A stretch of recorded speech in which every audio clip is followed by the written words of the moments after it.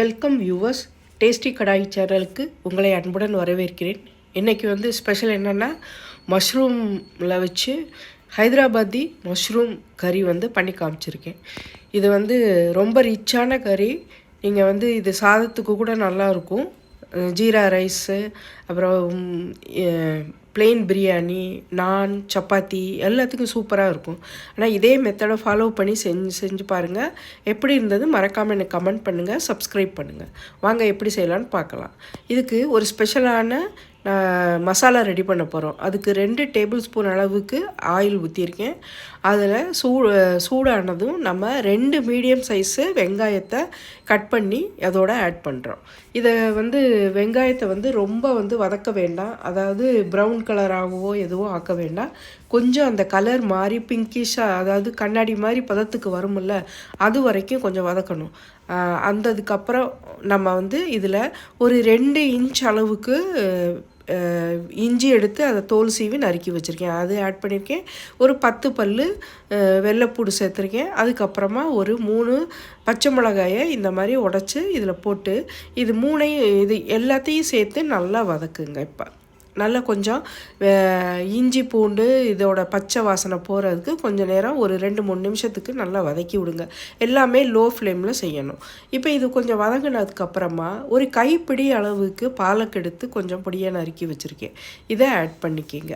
இப்போ இந்த பாலக் இல்லைனாலும் இந்த கிரேவி செய்யலாம். இந்த பாலக் கொஞ்சம் சேர்த்திங்கனாக்கா கொஞ்சம் டிஃப்ரெண்ட்டான டேஸ்ட் கிடைக்கும், அவ்வளவுதான். இப்போ இந்த பாலக்கு கொஞ்சம் நம்ம சட்னிக்கு வதக்குற மாதிரி கொஞ்சம் லைட்டாக பாலக் வதக்கி விடணும், அவ்வளோதான். அதுக்கப்புறமா நம்ம ஒரு கைப்பிடி அளவுக்கு புதினா சேர்த்துருக்கேன். அதுக்கப்புறம் ஒரு கைப்பிடி அளவுக்கு கொத்தமல்லி சேர்த்துருக்கோம். கொத்தமல்லி சேர்த்து இப்போ புதினா கொத்தமல்லி நம்ம சட்னிக்கு எப்படி வதக்குவோம் அதே மாதிரி இதையும் வதக்கி விடணும். ரொம்ப நேரமெல்லாம் ஃபுல்லாக வெந்து வரணும் அப்படின்ற அவசியம் இல்லை. ஏன்னா நம்ம இது மசாலா ரெடி பண்ணுறதுக்காக தான் வதக்குறோம். அதுக்கப்புறமா கிரேவிலே நல்லா வெந்துடும். இப்போ இந்த லெவலுக்கு நல்லா வதக்கி எடுத்தாச்சு. இப்போ இதை நல்லா ஆற வச்சுருங்க. ஆற வச்சுட்டு நல்லா நைஸாக பேஸ்ட்டாக அரைச்சி நம்ம எடுத்துகிட்டு வந்துடுவோம். இதுதான் இதுக்கு பேசிக் மசாலா. இப்போ நம்ம அரைச்சி ரெடி பண்ணி கொண்டு வந்தாச்சு. இதுக்கப்புறம் இது 200 கிராம் அளவுக்கு மஷ்ரூம் எடுத்து இதை நல்லா வாஷ் பண்ணி, பெருசாக இருக்கிறதெல்லாம் கட் பண்ணியிருக்கேன், குட்டியாக இருக்கிறத அப்படியே போட்டிருக்கேன். இது 1/4 கப் அளவுக்கு ஃப்ரெஷ் க்ரீம் எடுத்திருக்கேன். இது 1/2 கப் அளவுக்கு தயிர் எடுத்திருக்கேன். ஃப்ரெஷ்ஷான தயிர், புளிக்காத தயிராக எடுங்க. இப்போ இதில் பவுடர் மசாலா 1/2 டீஸ்பூன் மஞ்சள் தூள், 1/2 டீஸ்பூன் மிளகாய்த்தூள், 1/2 டீஸ்பூன் மிளகுத்தூள், 1/2 டீஸ்பூன் ஜீரகத்தூள், 2 டீஸ்பூன் அளவுக்கு இதில் கொத்தமல்லி தூள் எடுத்திருக்கேன். இப்போ இது கூட நம்ம அடுத்து இதில் 1/2 teaspoon kasuri methi powder, 1/2 teaspoon garam masala எடுத்திருக்கேன். அதுக்கப்புறம் இது தாளிக்கிறதுக்கு ஒரு ஏலக்காய், 4 கிராம்பு எடுத்திருக்கேன், 1/2 டீஸ்பூன் ஜீரகம் எடுத்திருக்கேன். அதுக்கப்புறம் ஒரு பிரிஞ்சி இலையும் ஒரு சின்ன துண்டு பட்டையும் எடுத்திருக்கேன். இது தாளிப்புக்காக உள்ளது. இப்போ ஒரு பேனில் எண்ணெய் 25 மில்லி சூட் பண்ணியிருக்கேன். அதை சூடு பண்ணிவிட்டு இந்த தாளிப்புக்கு எடுத்து வச்சுருந்தோம் இல்லையா, இந்த மாதிரி பட்டை, கிராம்பு, ஏலக்காய் இதெல்லாம் போட்டு நல்லா பொரிய விடுங்க. ஜீரகம் பொரியிற வரைக்கும் நல்லா பொரிய விடுங்க. பொரிய விட்டதுக்கு அப்புறமா நம்ம அரைச்சி ரெடி பண்ணி வச்சுருக்கோம் இல்லையா, இந்த மசாலாவை இதில் ஆட் பண்ணுறோம். நல்லா வலித்து எடுத்து விட்டுருங்க. இதில் தண்ணி இப்போ ஆட் பண்ணக்கூடாது. இதை அலசி வச்சுக்கோங்க. அது லாஸ்ட்டில் தான் தண்ணி ஆட் பண்ணணும். இப்போ தண்ணியே இல்லாமல் இதை நல்லா வதக்கி விடணும். இந்த எண்ணெயில் நல்லா இதை கொஞ்சம் நேரத்துக்கு அடிப்பிடிக்காமல் ஒரு கலந்து விட்டுட்டு நம்ம இதை மூடி போட்டு தான் நம்ம இதை வேக வைக்கணும். கொஞ்சம் நேரத்துக்கு இந்த பச்சை வாசனை போகிற வரைக்கும் நம்ம லைட்டாக தானே வதக்கியிருக்கோம். இது நல்லா வெந்து வரணும். அதனால் இதை மூடி லோ ஃப்ளேமில் வச்சு ஒரு 2 நிமிஷத்துக்கு மூடி வச்சிங்கன்னா அழகாக இந்த மாதிரி வெந்து எண்ணெயெல்லாம் பிரிஞ்சு வந்துடும். இப்போ இது நல்லா வெந்து வந்துருச்சு. இதை ஒரு நல்லா கிளறி விட்டுங்க. அடியில் பிடிச்சிக்காமல் நல்லா ஒரு நல்லா கலந்து விட்டுட்டு நம்ம இப்போ இதில் இந்த பவுடர் மசாலா எல்லாத்தையும் ஆட் பண்ணுறோம். மிளகாய்த்தூள், மல்லித்தூள், மஞ்சள் தூள், ஜீரகத்தூள், மிளகுத்தூள் இதெல்லாம் ஆட் பண்ணியாச்சு. இது கூட நம்ம இப்போ இந்த கரம் மசாலா எடுத்து வச்சுருந்தோம் இல்லையா, அதையும் ஆட் பண்ணிடுவோம். ஆட் பண்ணிவிட்டு இந்த மசாலா தூளெல்லாம் இந்த கிரேவி கூட நல்லா மிக்ஸ் பண்ணி விடணும். ஃபுல்லாக எல்லாத்தையும் நல்லா மிக்ஸ் பண்ணி விட்டுட்டு இப்போ ஃப்ளேம் வந்து எப்போவுமே நீங்கள் இந்த மாதிரி கிரேவி செய்யும்போது லோலே வச்சு செய்யுங்க. கொஞ்சம் கூட ஜாஸ்தி ஆயிடுச்சுன்னா அது அடியில் தீஞ்சு போயிடும், அது டேஸ்ட்டே கெடுத்துரும். அதனால் கொஞ்சம் ஸ்லோவாக செஞ்சாலும் பரவாயில்ல, இதை மாதிரி லோவில் வச்சு எல்லாத்தையும் மிக்ஸ் பண்ணுங்கள். இப்போ எல்லாம் மிக்ஸ் பண்ணதுக்கப்புறம் இந்த தயிரை சேர்த்துறோம்.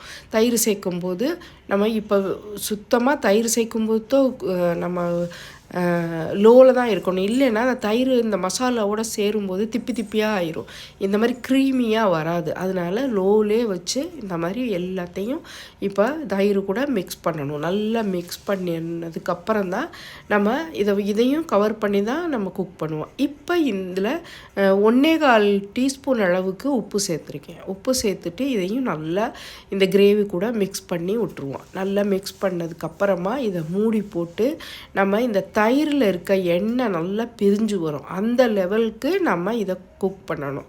பாருங்கள், இங்கே இடையிலே திறந்து கூட நீங்கள் இதை கிளறி விட்டுட்டு கூட வச்சுக்கலாம். நான் வந்து நல்லா மூடி வச்சு இதை வந்து லோ ஃப்ளேமில் வச்சுட்டேன். பாருங்கள், மேலே இருக்க அந்த எண்ணெயெல்லாம் பிரிஞ்சு வந்துருச்சு, தயிரும் நல்லா வெந்து அதில் இருக்க எண்ணெயை வந்து வெளியில் விட்டுருச்சு. இந்த லெவலுக்கு வெந்ததுக்கப்புறமா இதை நம்ம நல்லா கிளறி விட்டுட்டு இப்போ வாஷ் பண்ணி வச்சுருக்கோம் இல்லையா, இந்த காளானை இதில் சேர்த்துக்கோங்க. சேர்த்துட்டு இதையும் நல்லா மிக்ஸ் பண்ணணும். மிக்ஸ் பண்ணிவிட்டு இந்த மசாலா கூட நல்லா மிக்ஸ் பண்ணி விடுங்க. இந்த கிரேவி ரொம்ப தண்ணியாகவும் இருக்காது, நல்லா கொஞ்சம் கெட்டியாக தான் இருக்கும். அதனால் ரொம்பலாம் தண்ணி விட்டு செய்ய அவசியம் இல்லை. இப்போ வந்து இதை மிக்ஸ் பண்ணிவிட்டு நம்ம அந்த மிக்சியை மாத்திரம் நான் அலசி வச்சுருக்கேன் இல்லையா, அதில் ஒரு 1/2 கப் அளவுக்கு தண்ணி சேர்த்து இதில் மிக்ஸ் பண்ணி இந்த கிரேவியில் நல்லா கலந்து விட்டுட்டேன். இதுக்கு மேலே நான் வந்து தண்ணி விட போகிறது இல்லை, ஏன்னா இது கொஞ்சம் வந்து கெட்டியாக தான் இருக்கும். கெட்டியாக இருந்தால் தான் இது நல்லாயிருக்கும். இப்போ இதை நல்லா மிக்ஸ் பண்ணியாச்சு. மிக்ஸ் பண்ணிவிட்டு இப்போ இதை மூடிட்டு காளான் வேகிறதுக்காக ஒரு 7 to 8 மினிட்ஸு மூடி போட்டு நல்லா வேக வச்சு எடுத்துருங்க. அப்போ தான் வந்து மஷ்ரூம்ஸ்லாம் நல்லா வெந்திருக்கும். இப்போ பாருங்கள், நல்லா வெந்து வந்துருச்சு. மேலே எண்ணெயெல்லாம் தனித்தனியாக பிரிஞ்சு நிற்கிது. இந்த சமயத்தில் நம்ம மீதம் எண்ணெய் இருக்குது, கசூரி மேத்தி இருக்குது. இதை நம்ம இதுக்கு மேலே இப்போ ஆட் பண்ண போகிறோம். கசூரி மேத்தி ஆட் பண்ணியாச்சு. அதுக்கப்புறமா ஃப்ரெஷ் க்ரீம் எடுத்து வச்சுருக்கோம், இதையும் நல்லா ஆட் பண்ணிடுங்க. ஆட் பண்ணிவிட்டு இப்போ நம்ம இதை வந்து நல்லா மிக்ஸ் பண்ணி விடுங்க. மிக்ஸ் பண்ணிவிட்டு அவ்வளோதான், நமக்கு கிரேவி ரெடி ஆயிடுச்சு. இப்போ இந்த கசூரி மேத்தியும் ஃப்ரெஷ் க்ரீமும் ஆட் பண்ணியிருக்கோம் இல்லையா, அதனால் இதை வந்து கொஞ்சம் நல்லா கலந்து விட்டுட்டு மூடி போட்டு நம்ம மூடி ஒன்லி 2 மினிட்ஸ்க்கு லோ ஃப்ளேமில் வைங்க. இதோட பச்சை வாசனை கொஞ்சம் மாறணும், அதுக்காக ஒரு 2 மினிட்ஸ் குக் பண்ணால் போதும். ஏன்னா மற்றது எல்லாமே நல்லா வெந்து வந்துருச்சு.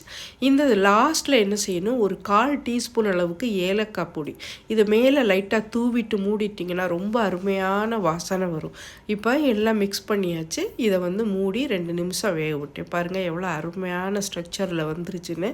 இப்போ நம்மளுடைய ஹைதராபாதி மஷ்ரூம் ரெடி ஆயிருச்சு. இப்போ இதுக்கு மேலே வந்து நம்ம ஒரு தாளிப்பு மாதிரி கொடுப்பாங்க, ஆனால் அது வந்து ஒரு பார்க்குறதுக்கும் அழகாக இருக்கும். அதுக்காக 2 டேபிள் ஸ்பூன் எண்ணெயை நல்லா சூடு பண்ணியிருக்கேன். சூடு பண்ணதுக்கப்புறம் உடனே ஸ்டவ்வை ஆஃப் பண்ணிடணும். ஆஃப் பண்ணிவிட்டு இப்போ இந்த 1 டீஸ்பூன் அளவுக்கு காஷ்மீரி மிளகாய் தூள் வச்சுருக்கேன், இதில் ஆட் பண்ணுறோம். ஸ்டவ் ஆஃப் பண்ணதுக்கப்புறம் தான் செய்யணும், இல்லைன்னா கருகி போயிடும். இந்த மாதிரி வேகமாக கலந்து விட்டுட்டு இதை எடுத்து நம்ம இந்த கிரேவியில் மேலாப்பில் நம்ம டெக்கரேஷன் மாதிரி அப்படியே ஊற்றி விட்டுறணும். இந்த மாதிரி ஸ்பூனில் எடுத்து இந்த மாதிரி ஊற்றி விட்டிங்கனாக்கா சர்வ் பண்ணும்போது அழகாக இருக்கும்.